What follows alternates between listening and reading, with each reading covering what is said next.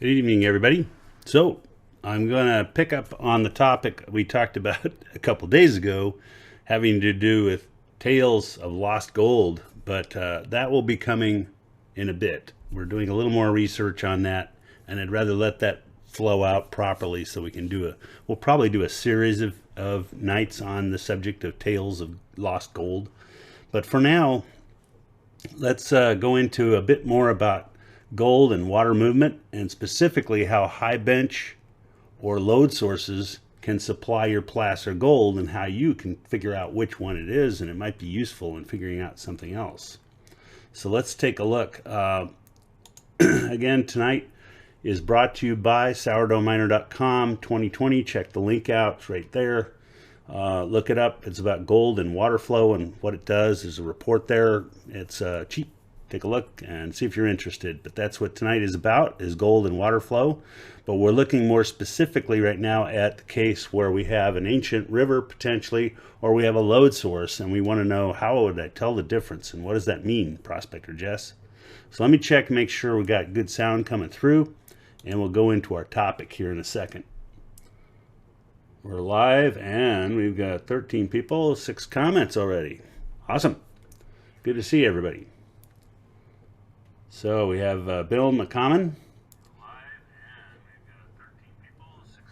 Okay, we're good. Audio's good. Oregon's here from, let's see, Bill is here from Oregon, loud and clear. Richard is here from Nebraska.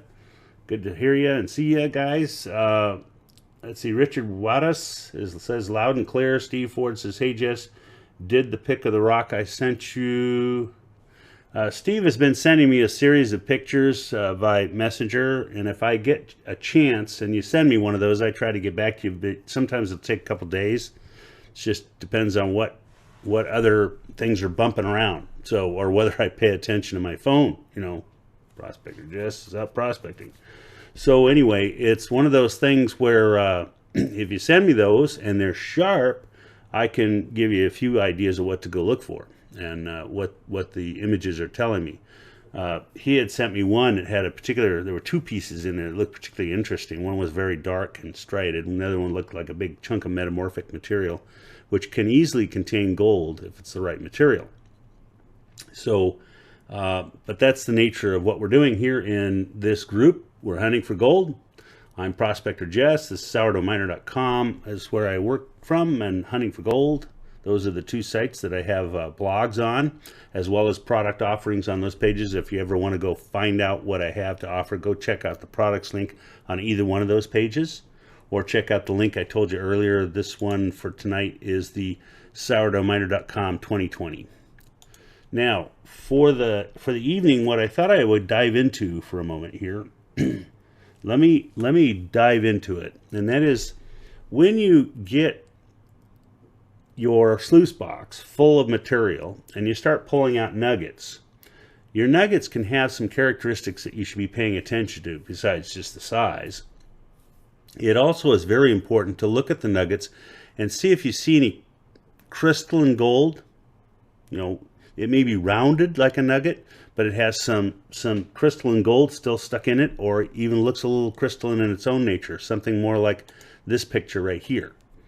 Now, when you see something that looks like that, even though it's starting to round off, this one is actually pretty open and free, but you know, sometimes you'll see them starting to round off, but you'll still see teeth, I call it, hanging out.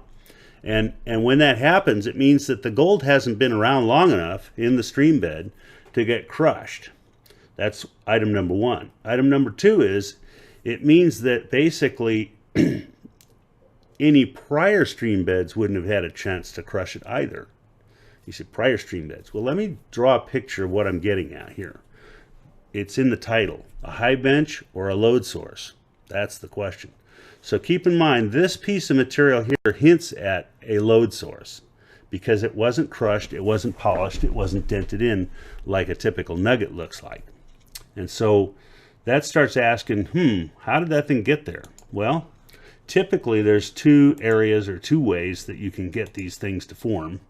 Let me use my blackboard here to draw. So I might have a steep river canyon, kind of goes down, and then it has a bench or something on it, and then it goes down into this canyon, and then kind of comes up and does its thing, runs out of ink. So let's say there was a high bench in this area right here producing gold. And that stuff starts tumbling downhill, downstream, and concentrates in the bottommost part on bedrock of this stream. So there's a little pocket of gold building up here from coming out of this area right in here. So what's happening here is I've got this source that really, if you knew deeply what's going on inside that wall, you would see something a little different. I'm going to draw some slightly different colors here.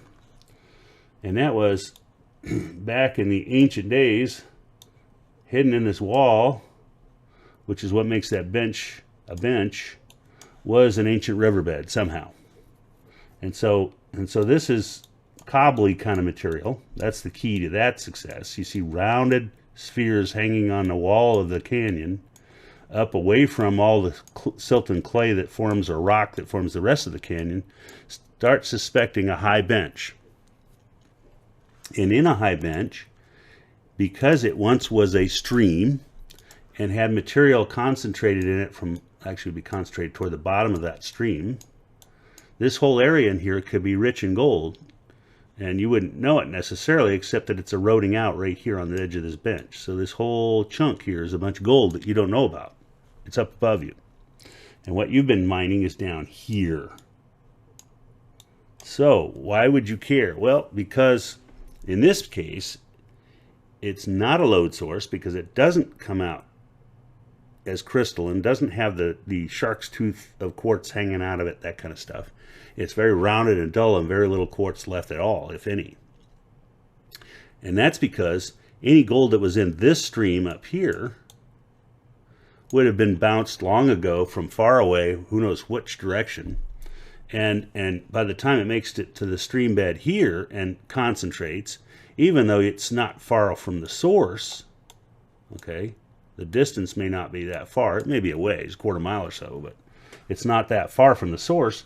The source itself that's being pointed to isn't a lode because it's not crystalline. See the key difference? So now that's one scenario, okay? So this is the high bench scenario, this one. Okay, now let's switch around and have the same sort of scenario, but we're going to change the lode source, change the source to lode, and do this thing again. So let me start over.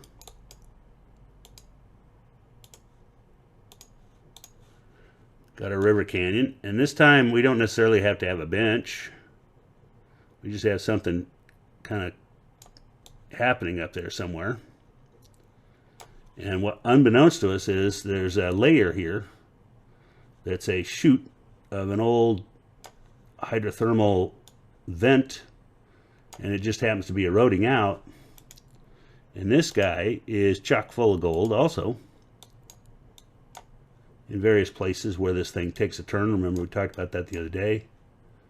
And so it might be kind of depositing out. And up here, it's got a bunch of it, and it's basically eroding out and going downhill. Now, in this particular case, it could concentrate in some alluvial deposits, or anyway, it could deposits along the way down the hill, and that's what you're going to trace if you're going to be hunting for that lode deposit. But the majority of it's going to build up down here that you're going to find first, which will be this placer deposit down here. Now, the key feature of that placer deposit is that material is going to look like that crystalline gold I showed you earlier. Not completely. It's going to have a more crystalline kind of texture to it. That tells you, there may be a lode source nearby. Hence, you're going to want to start thinking uphill away from where you are. The difference being, though, now we're not looking for a gravel bed hanging out of the cliffs above us. We're looking for something a little more like, you know, like there was a fissure and some hard rock, and it cracked, and there's a lot of quartz stringers shooting through the hillside or mountainside, or I see some quartz float coming down under the bushes. Now I start looking for that lode, because what I have in my hand is very crystalline in nature, and it hints at a lode. Whereas the prior discussion said what I have in my hand hints that there might be some kind of lode material nearby, but it looks more like it's been scrubbed a lot, so it means it's a stream bed deposit. It doesn't mean that you don't have something up away from you, but unfortunately it also means, in the case of the stream material, the placer high bench deposit, hard to distinguish that guy from an upstream bench deposit or placer deposit that's coming down toward me. I wouldn't know exactly where it came from. The Lode one, I have a pretty good idea. It's not very far away because it hasn't had a chance to really crunch up the material. So that's kind of the nature of that beast for tonight. I just want to bring that up. There's a distinction. Both of these, the source of the material is high here on the cliffs above the water. And I'm working at first right down here. But I should be thinking, where's this coming from? And so I just thought I'd seed that thought for a moment and explain that, you know, this kind of a hydrothermal stringer leading to a lode deposit that could turn into a very valuable lode deposit to exploit is one way. Another way is a high bench placer that's being eroded over time, and it's just an old riverbed stuck in the side of the mountain, and the river has now moved way far away from that zone. So that's two totally different ways for that stuff to come into the stream. Does that make sense? Make it clear? Okay, so let's see. Richard Wattis, greetings from Nebraska again. And Richard Duell is here from Washington. Welcome. Oh, I see. Steve has asked me if I liked the pick. Yes, I did. I thought it was quite interesting. I put a comment with it. We can take that offline afterwards, but I didn't realize what you were asking there. Sorry about that. Hey, Charles. Welcome back. So we have quite a bit going on here. I just thought I'd bring up these topics and hint at some other things to do with finding gold when it comes to water flow and knowing what you're looking at when you see it. Because if you see coarser gold, the basic distinction is less water flow in its history. If you see finer, not finer, but crunched out, rounded gold, and it's very polished and clean and maybe yellower than you might see otherwise, because that's another distinction. If the gold has a lot of silver content, it will tend to darken, and if it's silver itself, it will be very dark in the water. It won't be silvery. And so what you want to look for in that case is look for some other sources of other materials. But the idea is you can distinguish the texture of this thing will tell you a lot about where it came from and how close that source is. And then there's a whole process I go through in another instruction on how to narrow down how to find a lode source. So that's probably it for tonight. I just thought I'd touch bases with you and talk about high bench or lode sources of gold, and kind of why you would pay attention to a piece of gold that looks as pretty as that one and what it might tell you about lode.